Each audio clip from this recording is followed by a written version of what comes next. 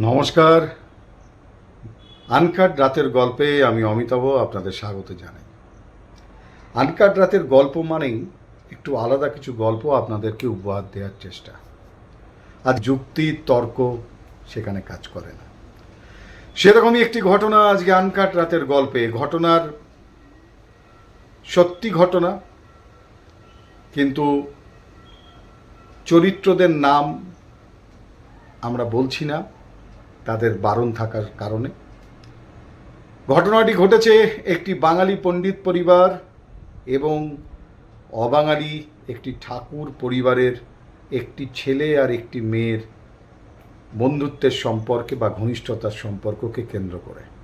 তার আগে জানিয়ে রাখি, বাঙালি পণ্ডিত পরিবারের সেই ছেলেটি বাবা মায়ের একমাত্র ছেলে এবং বাবা মা দুজনেই ডাক্তার হওয়ার কারণে প্রচুর পয়সা তাদের জীবনযাত্রায়। ছেলেকে তারা বড় করেছেন একেবারে অত্যন্ত আদর দিয়ে, কোনো কিছুতে বাধা দেননি।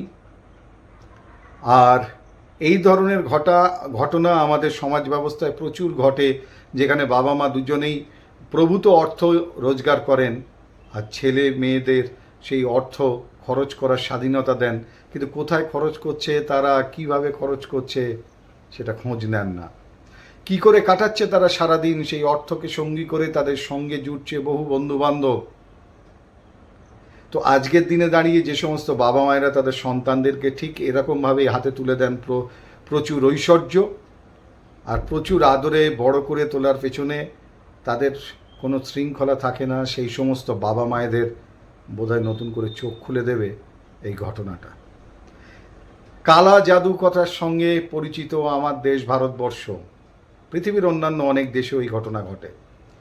কালা জাদু বা মন্ত্র, বিভিন্ন ধরনের মন্ত্র, গুপ্ত মন্ত্র, যাতে নাকি মানুষকে বশ করা যায়, মানুষের ক্ষতি করা যায়। বিজ্ঞানের সত্যতা স্বীকার করে না, কিন্তু এমনও তো কিছু ঘটনা ঘটে যে ঘটনার কোনো উত্তর বিজ্ঞান যুক্তি দিয়ে দিতে পারে না। যে ছেলেটির কথা বলছিলাম, আসুন সেই ছেলেটির কথায় ফিরে যাই। ছেলেটির প্রভূত অর্থ থাকায় তার বিলাস বাসন, আরামদায়ক জীবন, উচ্ছৃঙ্খল জীবন, মজার জীবন, আনন্দের জীবন যেভাবেই বলুন, সে অল্প বয়সী ছেলেটি কাটাতে শুরু করে এবং বাবা মাও তাকে কোনো কাজে বাধা দেয় না। এবং সেই ছেলেটির একটি বিশেষ গুণ বা দোষ যাই বলুন, তার প্রচুর মহিলা অর্থাৎ মেয়ে বান্ধবী তার জীবনে আসে। সবার সঙ্গেই তার ক্যাজুয়াল সম্পর্ক ছিল, কিন্তু যেই সম্পর্কগুলো অনেকের সঙ্গে একসঙ্গে সে পালন করতে থাকে বা তাদের সঙ্গে সময় কাটাতে থাকে, যাকে বাংলাতে আমরা সবাই জানি বন্ধু বান্ধবী হিসেবে দেখলেও তাকে বলে ক্যাজুয়াল ডেটিং ইংরাজিতে যে কথাটি। মানে সেই অর্থে খুব গভীর সম্পর্ক নয়, কিন্তু একটা সম্পর্ক একই সঙ্গে অনেকের সঙ্গে সেটা মেনটেন করে। এবং এইভাবে সে গড়পড়তা ক্যাজুয়ালি সবার সঙ্গে এই ডেটিং করার ফাঁকে তার মধ্যে একটি মেয়ে, সেই মেয়েটি একটু আলাদা ছিল। ধর্ম কর্ম সংস্কার পুজো অর্চনা এই সমস্ত করা শান্তশিষ্ট মেয়ে, যার কোনো চাহিদা নেই সেই অর্থে। এরকম একটি মেয়েও সেই তালিকার মধ্যে এসে পড়ে এবং সেই মেয়েটি একটু একটু করে সত্যি সত্যি এই ছেলেটাকে ভালোবেসে ফেলে। ক্যাজুয়াল ডেটিং নয়, সত্যিকারের যাকে বলে ঘনিষ্ঠতা বা প্রেম, সেরকম একটি বিষয় এই মেয়েটির তৈরি হয়। এবং সেটিকে সেই ছেলেটার একটি মাত্র বন্ধু ছিল, মানে যাকে বলে একেবারে ছোট্টবেলার বন্ধু, মানে একসঙ্গে সব কিছু তারা ভাগ করে নিত, এক থালাতে খাবার পর্যন্ত খেত। কিন্তু সেই ছেলেটির আর্থিক অবস্থা ভালো ছিল না, আর এর প্রচুর পয়সা ছিল। তো মূলত সেই ছেলেটির যাবতীয় খরচা, আমোদ প্রমোদ সব কিছুই হতো তার এই বড়লোক বন্ধুর পয়সায়। তখন ওই যে মেয়েটি তাকে সত্যি সত্যি ভালোবেসে ফেলে এবং সংস্কারী মেয়ে, পুজো অর্চনা করে এরকম একটি মেয়ে, এবং সে তখন তার এই বন্ধুকে বিষয়টি জানায় এবং কান্নাকাটি করে। এবং যে ছেলেটি এই ক্যাজুয়াল ডেটিং করতো, বড়লোকের ছেলেটি, ডাক্তারের ছেলে, সেও কাউকে ততটা গুরুত্ব দেয়নি, কিন্তু এর ঘটনাটা জানার পর সে একটু একটু করে গুরুত্ব দিতে শুরু করে সেই মেয়েটিকে। এরপর একটা সময় দেখা যায় যে সে অন্যান্য যাদের সঙ্গে সম্পর্ক রাখছিল তাদের থেকে একটু বেশি গুরুত্ব এই মেয়েটিকে দিতে শুরু করে। এবার সেই ছেলেটির যে সবসময়ের বন্ধু, একেবারে অভিন্ন হৃদয় বন্ধু, যার অবস্থা একটু খারাপ, সে তখন মজা করে বলে, দেখ তোর এই গার্লফ্রেন্ড বা বান্ধবী, তার যদি কোনো বন্ধু বা কোনো বোনটোন থাকে, ভাই আমাকেও একটা ব্যবস্থা করে দে, মানে যেরকম হয়ে থাকে। তো শেষে দেখা যায় যে সেই মেয়েটির একটি বোন, যার সঙ্গে এই ছেলেটির পরিচয় করিয়ে দেয় সেই বড়লোক ছেলেটি, এবং তখন এরা চারজন একসঙ্গে মিলে সব জায়গাতে ঘুরে বেড়াতে থাকে।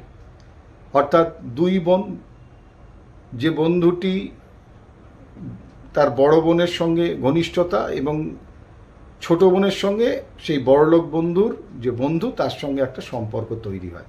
এবং এই বাকি তিনজনের সব কিছুর খরচ, যেখানে তারা যাচ্ছে, খাচ্ছে, দাচ্ছে, রেস্টুরেন্ট, সিনেমা, পার্টি, সবই বড়লোক ছেলেটি বহন করত। এবার বিষয় হচ্ছে যে এই যে মেয়েটি পুজো আর্চা করে, সংস্কারী মেয়েটি, যে এই বড়লোক ছেলেটির যে ঘনিষ্ঠ বান্ধবী, তার কোনো দিন কোনো চাহিদা ছিল না। কিন্তু তার যে বোন, সে কিন্তু এই বড়লোক ছেলেটির বন্ধুর কাছে অনেক কিছু দাবি টাবি করত। তো যাই হোক, এরপর এরকমভাবে মেলামেশা হতে হতে এই মেয়েটির স্বভাব, তার এই সমস্ত পুজো অর্চনা, এই সংস্কারী চিন্তাভাবনা দেখে তখন এই বড়লোক ছেলেটি আস্তে আস্তে তার ঘনিষ্ঠতা বাড়তে থাকে, এবং সত্যি সত্যি সেই মেয়েটিকে সে ভালোবেসে ফেলে। এবং এই ভালোবাসার কারণবশত দুজনের সম্পর্কটি আরও গভীর হয়। এর মধ্যে একটা কথা বলে রাখা উচিত যে এই ছেলেটি রীতিমতো সব ধরনের আনন্দ উপভোগ করত, মদ্যপানও করত, এবং তার বাবা মার বক্তব্য ছিল যে তুমি অনেক বড় পরিবারের ছেলে, আমাদের একটা রেপুটেশন আছে, তুমি বাড়িতে বসে আনন্দ করো। তো সেই কথা অনুযায়ী বাইরেও মদ্যপান করলেও সে তার বন্ধু, তার যে অভিন্ন হৃদয় বন্ধু, তাকে বাড়িতে এনেও তারা মদ্যপান করত, প্রতিদিন আনন্দ উৎসব করত। এর মধ্যে ছেলেটি অন্যত্র পড়াশুনোর, হায়ার এডুকেশন বা উচ্চশিক্ষার জন্য তাকে চলে যেতে হয়, এবং সেই চলে যাওয়ার সময় মেয়েটি থেকে তার দূরত্ব তৈরি হয়। এবার কথায় বলে out of sight out of mind.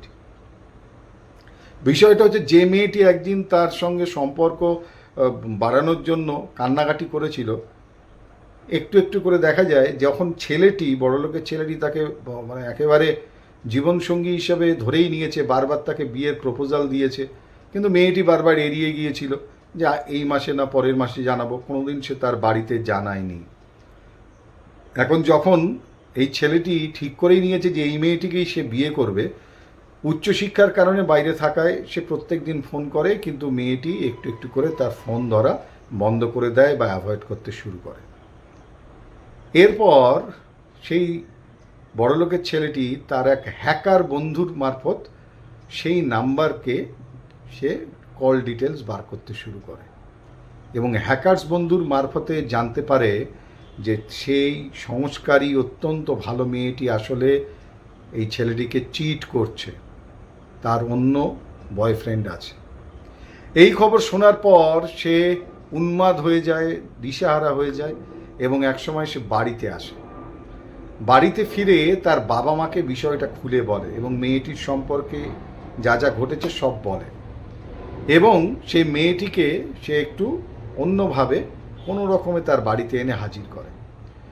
মেয়েটি যখন তার বাড়িতে আসে, তখন হোয়াটসঅ্যাপ চ্যাট থেকে শুরু করে তার সমস্ত ডকুমেন্ট সেই মেয়েটিকে সে দেখায়, এবং মেয়েটিকে দেখানোর পর সে বলে যে আমার সঙ্গে এরকম করার জন্য তোমার শাস্তি পাওয়া উচিত। তখন সেই বড়লোক, যে ভদ্রলোক, সমাজে যার প্রতিষ্ঠা আছে একজন চিকিৎসক হিসাবে, তিনি এই মেয়েটির বাবা মাকেও ডেকে পাঠান, এবং তাদের বাড়িতে বসে তারা সেই মেয়েটির বাবা মাকে বলেন যে আমার ছেলের ভবিষ্যৎটা যখন এই মেয়েটি নষ্ট করে দিয়েছে, এই মেয়ে যতদিন সামনে থাকবে আমার ছেলে ভালো থাকবে না, কারণ সে ইতিমধ্যে মদ্যপান অত্যন্ত বেশি পরিমাণে করছে, তার সব কিছু কেরিয়ার নষ্ট হয়ে যাবে, তাই এই মেয়েকে আপনি এখনই বিয়ে দিয়ে দিন যাতে ও এখান থেকে চলে যায়। ছেলেটির চোখের সামনে সেই মেয়েটির অন্যত্র অন্য ছেলের সঙ্গে বিয়ে হয়ে যায়। এর পরের ঘটনা, ছেলেটি দিনরাত ড্রিঙ্ক করতে শুরু করে, মদ্যপান। 24 ঘন্টায় মদ্যপান, যখনই ঘুম ভাঙছে মদ্যপান করছে, ঘুমিয়ে পড়ছে, মাদকাসক্ত হয়ে গেল। 56 কেজির ওজনের ছেলেটি 3 মাস পর ওজন গিয়ে দাঁড়ালো 38 কিলোতে। ভাবতে পারছেন? সকাল থেকে রাত পর্যন্ত এমন টানা 3 মাস সে কোনো কিচ্ছু খায়নি, একটা কিচ্ছু মুখে দেয়নি, শুধু মদ্যপান ছাড়া। বাবা মা চিন্তায় পড়ে গেলেন, এরকমভাবে চললে হয়তো বাঁচানো যাবে না। নানান ডাক্তার, নানান কিছু তারা করলেন, কিন্তু কোনো কিছুতেই কিছু উপায় খুঁজে পাচ্ছেন না। এবং তার সেই যে ছোটোবেলার বন্ধু, অভিন্ন হৃদয় বন্ধু, যেহেতু তার সেই মেয়েটির বোনের সঙ্গে তার একটা সম্পর্ক এখনও রয়েছে, সেই ছেলেটি তখন দেখলো যে সে গেলে ওখানে বিষয়টা নিয়ে হয়তো দুই বন্ধুর মধ্যে সম্পর্ক নষ্ট হতে পারে, তাই সেই বন্ধুও তার বাড়িতে আসা বন্ধ করে দিল। চরম অবস্থায় চলে গেল ছেলেটি। সকাল থেকে রাত পর্যন্ত ঘুম ভাঙার বা ঘুমের থেকে ওঠা, সেখান থেকে মদ্যপান শুরু, এবং রাত্রেবেলা পর্যন্ত যতক্ষণ না ঘুমোচ্ছে মদ্যপান। এমনকি ড্রাইডে পড়বে এটা মাথায় সে রেখে দিত, এবং সঙ্গে 3, 4, 5টা বোতল মদের সে বাড়িতে রেখে দিত, যাতে তার কোনোভাবে এটা বন্ধ না হয়। এই অতিরিক্ত মাত্রায় মদ্যপান এবং কোনো খাবার না খাওয়া, 3 মাস সে মদ ছাড়া আর কিচ্ছু খায়নি। এই ঘটনা পরে জানা যায়। তখন ডাক্তার তাকে জবাব দিয়েছে। ডাক্তার বলেছে, আপনার ছেলে আর কদিন বা মাসখানেকের অতিথি, বরঞ্চ আত্মীয় স্বজনদের সঙ্গে দেখা করতে দিন, তাদের বলুন আসতে দেখে যেতে। এই ছেলেকে আর বাঁচানো সম্ভব না, এর সমস্ত অর্গান একটু একটু করে ফেল করার দিকে যাচ্ছে। তো বাড়িতে আত্মীয় স্বজনরা আসছে, তারাও খুব মনটা খারাপ, বাবা মাও কি বুঝতে পারছে না কি করবে। এই সময় তাদের এক দাদা এবং বৌদি আসে, যারা অন্যত্র থাকতেন আত্মীয়। সেই বৌদির আবার ঠাকুরের মা কালীর নাকি ভর হতো। এবার সেই বৌদি যখন এলেন, এই ছেলেটিকে দেখে তিনি অদ্ভুত আচরণ করে ভরে পড়ে গেলেন, মানে ভর হলো তার। এবং তিনি সেই ভরের মধ্যেই সবার সামনে বললেন যে এরকে অন্য কেউ এর মধ্যে প্রবেশ করেছে, একে এই মুহূর্তে কোনো তান্ত্রিকের কাছে নিয়ে যাওয়া উচিত, নাহলে একে বাঁচানো যাবে না। এ নিজে থেকে কিছু করছে না, এর মধ্যে অন্য কেউ আছে বলে সে বৌদি অজ্ঞান হয়ে যায়। তো যারা পাশের লোকজন ছিলেন তারা শুনলেন, তারা তখন এটা বিশ্বাস করবেন কি করবেন না, কিন্তু ছেলের মা, তার তো মন মানে না। তিনি তখন বললেন তার ছেলেটির বাবাকে যে এত কিছুই তো হলো, তা একবার চলো। ও তো, তারা যেহেতু জানতো যে ওই ভদ্রমহিলার ভর বা ঈশ্বর ভর করেন তার শরীরে, যে ও তো বাজে কথা বলবে না, তা একবার চলো চেষ্টা করে দেখি। অবশেষে তারা একটা তান্ত্রিকের সন্ধান পেলেন, এবং সেই তান্ত্রিকের সঙ্গে কথা বললে তান্ত্রিক তাদের বললেন যে আমি তো যাব না, আমার কাছে নিয়ে আসতে হবে। 3 মাস ছেলেটি কিছু খায়নি, 56-57 কিলো ওজন থেকে 38 কিলো ওজন, মানে হাড়ের ওজনে এসে দাঁড়িয়েছে। ডাক্তার বলেছে আর 20-25 দিন বাঁচবে। এরকম অবস্থায় সেই দাদা বৌদির দায়িত্ব নিয়ে ছেলেটিকে বলল আমরা চেষ্টা করে দেখি। তারা নিয়ে এলেন তান্ত্রিকের বাড়িতে। তান্ত্রিক তো দেখেই বুঝে ফেলেছেন, এবং তখন সেই তান্ত্রিক তিনি একটি গণ্ডি কাটলেন, কেটে ছেলেটিকে তার মধ্যে বসালেন আর সবাইকে দূরে যেতে বললেন। একটা বালতিতে করে জল আনলেন, আর একটা গ্লাসে সেই বালতি থেকে জল নিয়ে তিনি যে হোম করছিলেন সেই হোমের থেকে ছাই নিয়ে মন্ত্রপুত সেই গ্লাসটিতে দিলেন। সেই ছাই গ্লাসটিতে দেওয়ার পরে তিনি বাকি যারা ওইখানে ছিলেন তাদের সবাইকে শোঁকালেন গ্লাসটা, যে দেখুন তো এখানে কোনো গন্ধ পাচ্ছেন কি না। তখন সবাই বলল না, তো এমনি কিছুই গন্ধ পাচ্ছি না। কিন্তু যে মুহূর্তে সেই ছেলেটিকে শোঁকানো হলো, সেই ছেলেটির মুখ দেখে ভয় পেয়ে গেল সবাই। ছেলেটি বলছে যে হাজার হাজার পশু মরে গেলে যেরকম দুর্গন্ধ বেরোয় এই জল থেকে, সেই দুর্গন্ধ পাচ্ছি, এটা ভয়ঙ্কর বাজে গন্ধ। বুঝতে পারছেন?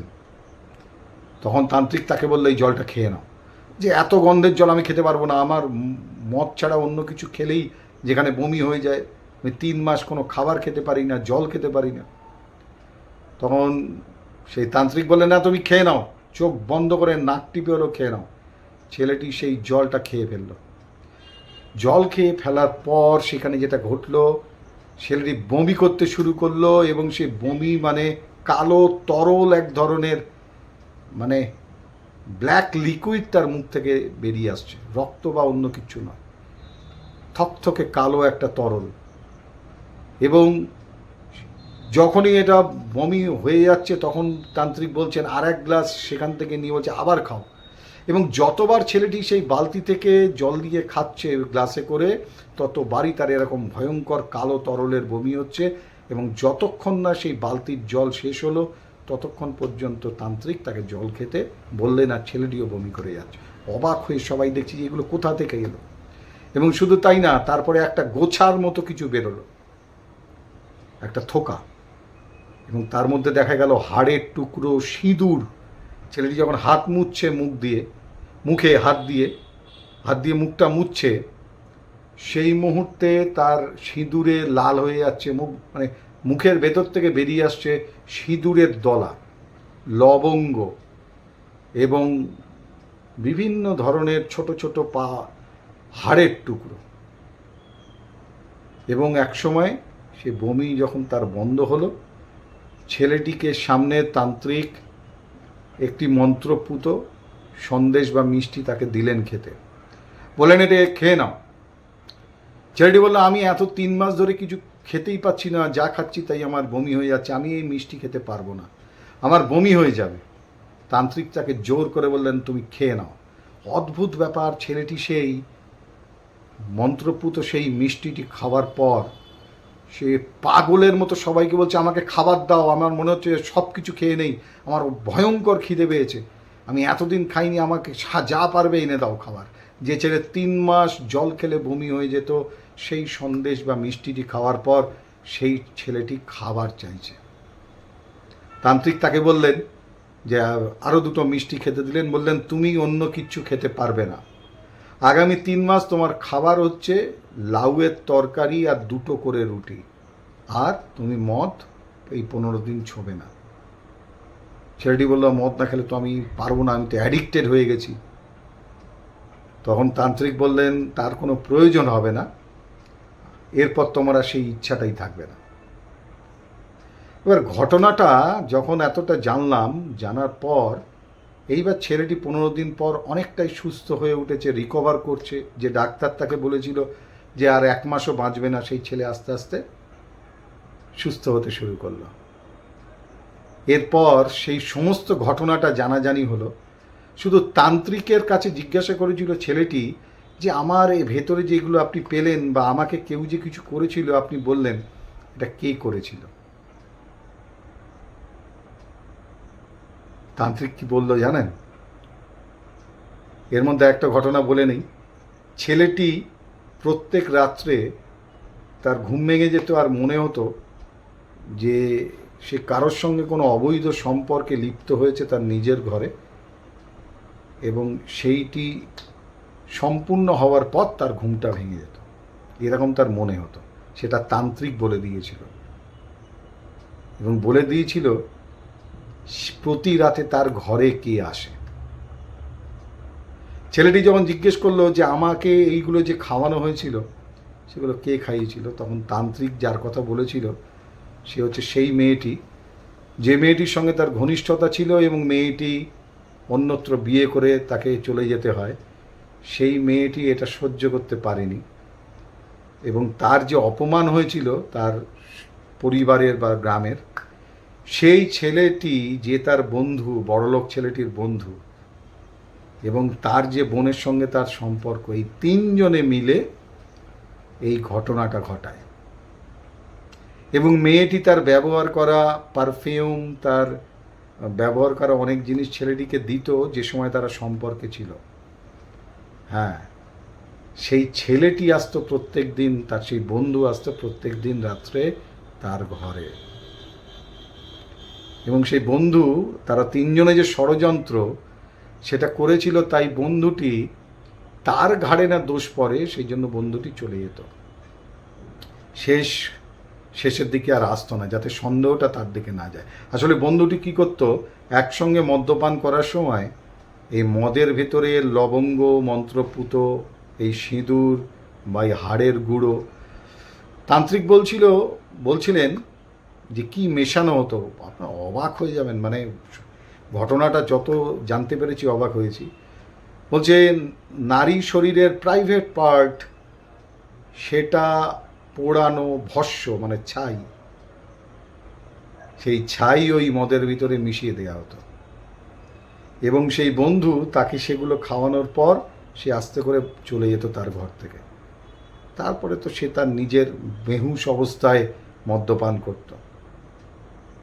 আজকের দিনে আপনার ছেলেমেয়েরা কোথায় যাচ্ছে না যাচ্ছে, কাদের সঙ্গে মিটছে, কোন মানুষদের চক্করে আছে, খপ্পরে আছে, এই ঘটনা কিছু না, এটা আমাদের চোখে আঙুল দিয়ে দেখিয়ে দেয় যে কোথাও একটা কন্ট্রোল না রাখলে কত ঘর এভাবে নষ্ট হয়। শেষে আসি মেয়েটির কথায়। ছেলেটি যখন মেয়েটিকে সবসময় ছেড়ে দিয়ে আসতে যেত তার পাড়াতে, তখন সে একটা জিনিস খেয়াল করেছিল, ওই যে মেয়েটি পুজো অর্চনা করতো না, অনেক পুজো আচ্ছা যাগযজ্ঞ, আসলে এরা সবাই কালা জাদু করে, সে এবং তার পরিবারের সবাই।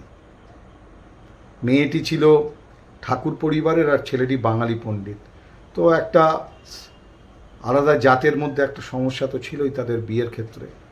এবং মেয়েটির পরিবার এবং সেই পাড়ায় যারা থাকে সেই পাড়াতে পরে ছেলেটি বলেছিল যে প্রত্যেকের বাড়ির সামনে পাড়াটিকে একটি পাঁচিল বা বেড়া দেওয়া হয়েছে, এরকম নানান ধরনের কলসি দিয়ে ঘেরা পাড়াটা, এবং সেই কলসির ভিতরে নানান ধরনের জড়ি বুটি লবঙ্গ বিভিন্ন ধরনের জিনিস, সেই উপকরণ সেই কলসির ভেতরে সাজানো থাকতো।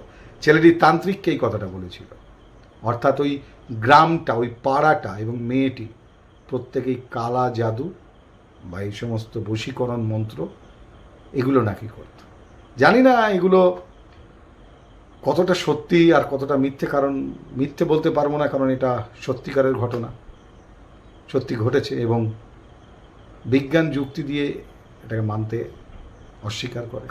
ছেলেটি বর্তমানে বাইরে আছে, সুস্থ আছে এবং নিজের জগতে আছে। কিন্তু এরকম প্রচুর ছেলে মেয়েরা আছেন, বন্ধুবান্ধবদের সঙ্গে সম্পর্কে কোথায় যাচ্ছেন কখন যাচ্ছে বাড়ির লোকেরা অতটা খেয়াল করে দেখেন না। আশা করি এরপর থেকে আপনারা নজর দেবেন। অতিরিক্ত অর্থ ছেলে মেয়েদের হাতে তুলে দেওয়াও যে কতটা ভয়ঙ্কর, এবং এই ধরনের ছেলে যারা প্লে বয় বা এই ক্যাজুয়াল ডেটিংয়ে একই বহুজনের সঙ্গে যাদের সম্পর্ক তৈরি হয়, তারাও সাবধানে থাকবেন, কারণ এই ঘটনাটা কোনো গল্প না, এটা সত্যি ঘটনা। শুধু তাদের অনুরোধে, যেহেতু একটা বড় পরিবার, সেই ঘটনার চরিত্রদের নামগুলো আর বললাম না। তো অঘটন আজও ঘটে। শেষে বলবো যে এরকম ঘটনাও যেমন ঘটে তেমন অনেক ঘটনা এমনও তো ঘটে, আপনারা দেখেছেন যে এমন মানুষও তো হয়, তার আলাদা কিছু। দেখুন, রেস্টুরেন্টের মালিক, সে তার রেস্টুরেন্টের সবথেকে ভালো শেফ, তার মতো খাবার বানাতে না পারলেও সেই রেস্টুরেন্টের মালিক সেই সবথেকে ভালো খাবার বানানো শেফের থেকে বেশি রোজগার করে মালিক হিসাবে। স্কুলের যে মালিক, প্রাইভেট স্কুলের, সে হয়তো কোনো দিন ভালো পড়াতেও পারবে না, সে কখনো মাস্টারমশাইও হয়নি, কিন্তু সে এই পড়াশুনো জানা মাস্টারমশাই যাদের, তাদের থেকে বেশি রোজগার করে, তাদের মতো পড়াশুনো না শিখে কিংবা তাদের মতো পড়াতে না পেরো। প্রাইভেট হসপিটালের মালিক ডাক্তারি না জেনেও সেই হসপিটালের সবথেকে সেরা ডাক্তারের থেকে বেশি টাকা রোজগার করে, সে ওই প্রাইভেট হসপিটালের মালিক বলে। একজন রাষ্ট্রপতি বা একজন প্রধানমন্ত্রী স্কুল কলেজে টপার না হয়েও তারা দেশকে পরিচালনা করেন, দেশকে বা রাষ্ট্রকে এগিয়ে নিয়ে যান। কি করে সম্ভব? তারা আসলে, তাদের মধ্যে হয়তো সেরা হওয়া স্কিল থাকে না, কিন্তু তাদের মধ্যে সবথেকে বড় যে স্কিলটা থাকে সেটা হচ্ছে নানান ক্ষেত্রে যে মানুষের স্কিল বা ক্ষমতা, সেটাকে তারা কাজে লাগাতে পারেন। অর্থাৎ যদি আপনার কোনো বিশেষ স্কিল না থাকে, তাহলেও আপনি দুনিয়াতে সব থেকে সেরা হয়ে উঠতে পারবেন, যদি অন্যদের যে স্কিল বা ক্ষমতা আছে তাকে যদি আপনি কাজে লাগাতে পারেন।